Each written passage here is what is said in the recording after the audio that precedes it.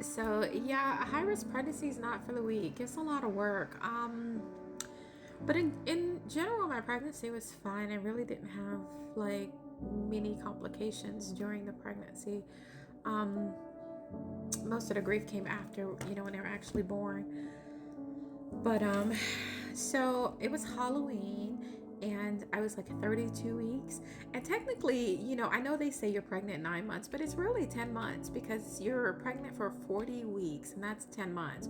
So I don't know what man said you're pregnant for 9 months because it's really 10. But anyways, 32 weeks, that's 8. So, but when you're pregnant with twins, they push for you. Well, they tell you that you're going to deliver around 35 weeks. So it's already known that you're not really going to carry to 40. I mean, there are some that do, but not the bulk of people. Um, so we were already shooting for the 35 week. Um, so it was Halloween, and by this time my daughter had moved back home with me. So my daughter was there. It was me, my daughter, and my granddaughter. So it was three of us, and we were living, peacefully, no worries. And she was actually pregnant as well. We were pregnant at the same time, so we helped each other a lot. So we helped each other a lot. It was very helpful to have each other. Um, so we had taken my granddaughter to this like church Halloween function the night before, like on Halloween, and we were walking around. So we did a lot of walking that night, letting her get the candy and stuff. And so the next morning, I woke up. I was supposed to go. I was having a work meeting, and we were having like a Thanksgiving feast. So I had already made like the turkey and ham, and each one of my employees were bringing like all the side dishes. We were gonna have like this potluck thing. So when I woke up, I had pains. Excuse me. When I stood up out of my bed, my water broke. I looked down. I said, "What? What was that?" Yes, my water broke. So I was like, "Oh my gosh!" I'm calling my daughter. "Mom, my water broke." And we're like, "Okay, we gotta leave." So, we get everything. We get down to the car because we were on the second story. So we had to go down the stairs, get in the car. She has to grab the baby. Like it's a lot. By the time we get in the car, that's when the pains. I was like, "Oh, yes." Now the pains are hitting, and I'm like, I am no good now. I'm like, okay, you gotta drive. You gotta do everything because this hurts. Like, hurts. So, and she did good. She drove us there, and got me there, and let work know I wasn't coming and such. And I'm there. They get me in there, and they were like, "Oh, your daughter's trying to come out." She had already my baby daughter. Her hand was coming out, so they were like trying to push her back in because they wanted to do a C-section. So it was crazy. I don't even remember the full birth delivery. They had to like knock me out. We had to do like an emergency C-section because my daughter was coming out. So it was crazy. I They knocked me out. I don't fully know what happened. I do know that I don't want to say they assaulted me, but when I woke up, my front teeth, I had a tooth missing, and everyone kept coming in apologizing. Like the hospital staff, we want to just apologize and make sure everything's. I was like, what did you guys do to me? Like, I really have no idea. I'm not kidding. But my babies were healthy, so that's what I focused on. I was like, what happened to my tooth? I don't know what happened to my tooth. I still to this day do not know what happened to my tooth. I don't know if they were like restraining me. I really don't know. Anyways, my babies were born. They were healthy, so that's the best part about it. My son was 4 pounds 5 ounces. My daughter was 2 pounds 9 ounces. So they were both gone to the NICU. Um, when your kids are that little, they have to stay in the hospital anyways because they have to be like a certain weight before they can go home. But also they have to be able to eat on their own and breathe on their own, and they have to just make sure that they're able to do everything on their own before they can go home. So they were in the NICU. That's when my daughter kept having heart failure, some heart failure anyways.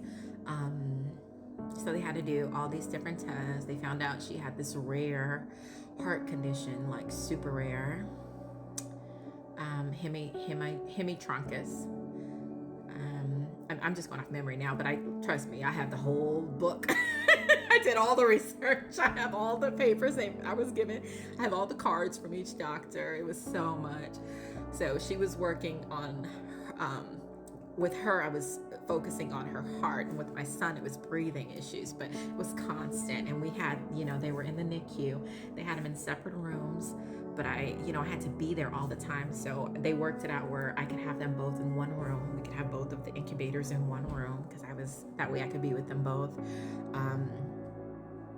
They wouldn't at first, but I see that's why you have to push, because at first they were just like, no, they have to stay in the NICU. I was like, no, I need to do skin to skin.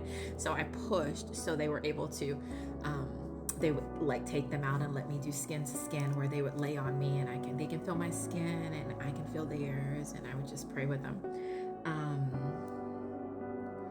And then even because my daughter, she couldn't come out for a long time out of the incubator because she was so little. She was so little. She was like the size, she could be in your hand. She was so little. I'll find some pictures. I'll post some pictures. But I would just put my hands inside of the side of the incubator and like touch her. And so after about a month, my son was able to come home. But after about a month, we had to move to a more advanced hospital for my daughter, because she needed this surgery that only certain people could do. And I remember one time when the doctors came in, it was like 3 of them, because they had backup. They were like, we're gonna tell her. And they came in and they were like, basically saying how, delivering bad news. They were just like, prepare yourself. This could be, they were basically saying like, this could be bad. It probably will be bad. Like, don't expect good. They were doing their job. But I was just like, okay. And they were like, do you understand what we're saying? Like I'm stupid or something. I'm like, I understand what you're saying. Do you understand what I'm saying? My child's mine. I've seen the future and she's in it.